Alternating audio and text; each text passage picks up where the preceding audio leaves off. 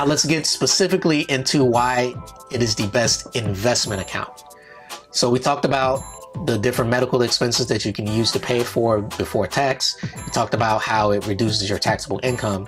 But the money that you put into this account, once you reach a certain level, and it may vary depending on the type of insurance plan you have, or maybe the bank that actually handles this brokerage account, because it is also a brokerage account, you can actually put that money into the stock market. So you can go and buy an index fund or an ETF that is connected to your health savings account. So as an example, if your company's threshold is you have to have a minimum of $1,000 before you can use their investment options, after you put in that $1,000, you can now put any additional money or even less than that $1,000 into the stock market. You can go out there and buy an index fund. You can buy an ETF, and you can buy individual stocks if you want to, but I don't really recommend that.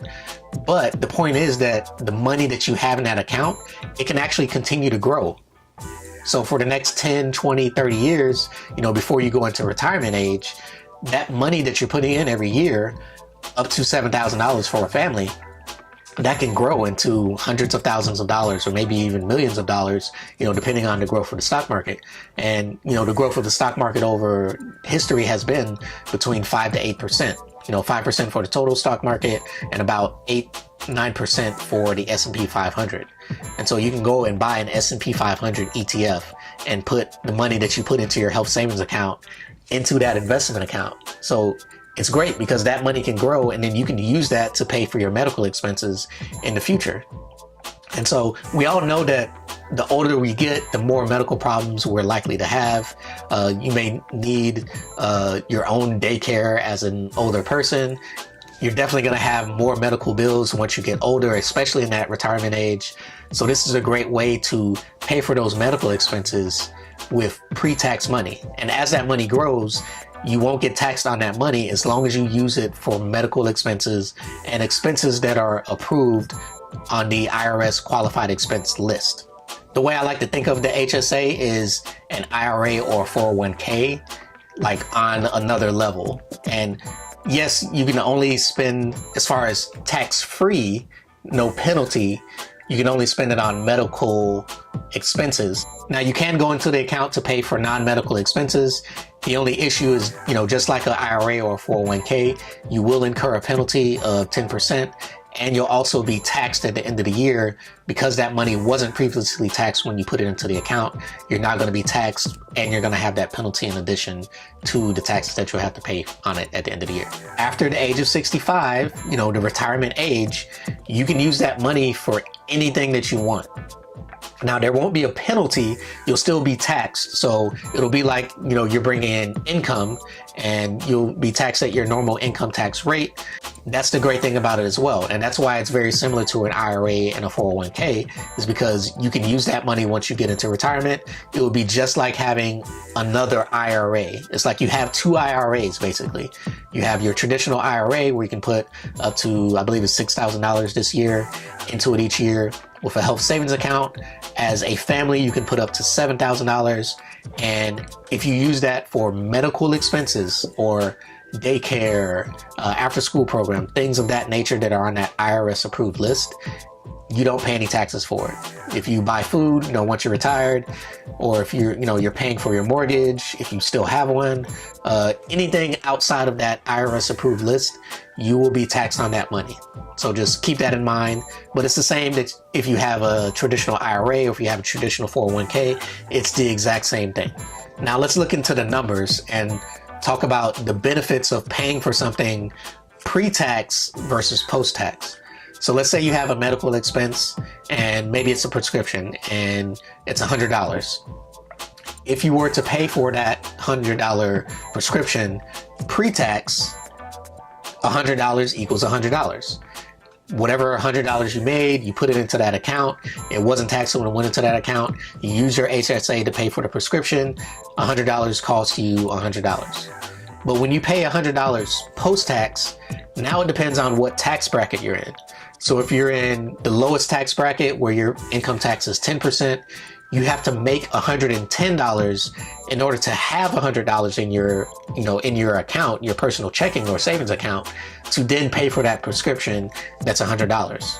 So although you only paid $100, you really worked for $110 in order to afford to pay that $100. And so the more money you make, the higher your income is, the higher your income tax bracket is. And so the bigger savings you have of putting that money in an HSA versus having that money in your personal checking account, the higher tax bracket is.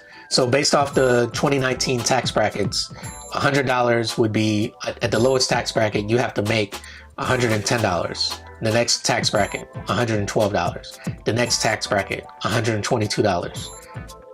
Then $124, $132, $135, and up to $137, because 37% is the highest tax rate that's out there.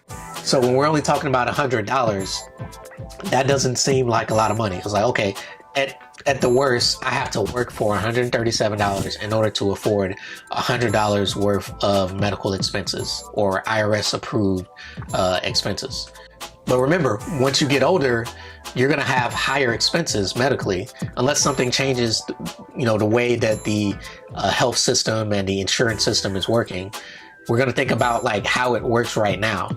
And so if you maximize your HSA account, and let's say you had to use that every year, if you're in that lower tax bracket, that would be $7,700 a year.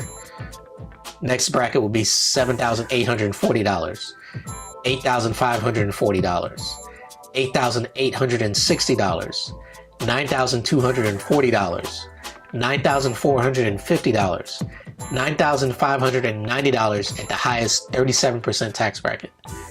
So if you're at that highest bracket, the $7,000 that you put away pre-tax, that means you would have to work for $9,590 in order to pay for $7,000 worth of medical expenses. So you see, as the higher the expense that you're paying for, as it continues to go up, that's more money that you have to work for or have in your, your personal checking or savings account in order to actually afford $7,000 worth of medical expenses. And so, the higher medical expenses are, the more important, and higher your income tax is, the more important it is for you to use this account to save on income taxes, as well as save on the money that you're going to eventually pay in medical expenses in the future. And so if you can also get the benefit of investing in the stock market combined with paying for your medical expenses, and you get that all into one account, to me, that's the best investment account and the best investment choice that you have. Now, another great benefit of the HSA is that your employer may actually put money into your HSA. So it's similar to a 401k match. Now, they don't actually match you dollar for dollar for a specific percentage. Usually your employer will just put in a set amount every year. And so at the beginning of the year, they may put $500 or $1,000 or $1,500. Some of the companies I've seen that do it, they put the amount of what your deductible would be. So if you're an individual or even as a family, it may be $1,500. And so they'll put $1,500 or they'll put $1,000 or $500. But whatever that money is, that is free money, just like with a 401k match, as long as you have that health savings account. And the difference is you don't even have to put any money in it.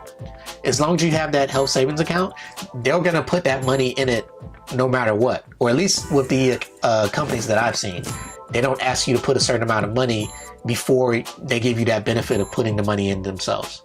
So that, of course, reduces the amount of money that you can personally put in. But, if you're a family and you're getting $1,500 in your health savings account from your employer, now you only have to put in $5,500 in order to maximize that $7,000 health savings account. So this is another account where you could be missing out on free money every year. And why would you want to do that? Why would you miss out on free money, especially if you're a healthy person, you don't go to the doctor a lot? That could essentially also pay for, theoretically, your premiums each month. If your premiums are, $40 to $50, maybe $100 every pay period, and if your company is giving you $1,000 or $1,500 in your health savings account, it's kind of like paying for the premium. Of course, you're not getting that money directly, but it's going into your health savings account, and you can use that money to pay for your medical expenses if you have any. And if you don't have any, you can invest that money. You can put it in the stock market in an index fund or an ETF fund, and that money can grow over the course of your lifetime until you retire at the age of 65, or until, you can retire before then. But at the age of 65, there's no penalty if you want to use it for non-medical expenses. So again, health savings account, to me, this is the best investment account, the best retirement account that you can use. So make sure you check with your employer to see if this is something that's available. Make sure you check with the insurance plan that you have to make sure that it's a high deductible health plan, because only those plans are eligible to create a health savings account, and take advantage of it. It's available. This is something that you're going to need in the future. None of us are going to have better health as a 60 or 70-year-old than we may have in our 20s and 30s and 40s. Our bodies get old, and they're going to think aches and pains that we're going to have to worry about, and maybe, spend money on medical expenses, and might as well do it tax-free. All right, guys, thanks for watching this video. I really appreciate you taking the time out of your day to watch this. If you're a subscriber, thank you for subscribing. If you're not, go ahead and click that subscribe button right now. Hit that like button if you like this video, and hit that notification bell so you'll be notified the next time I create a video.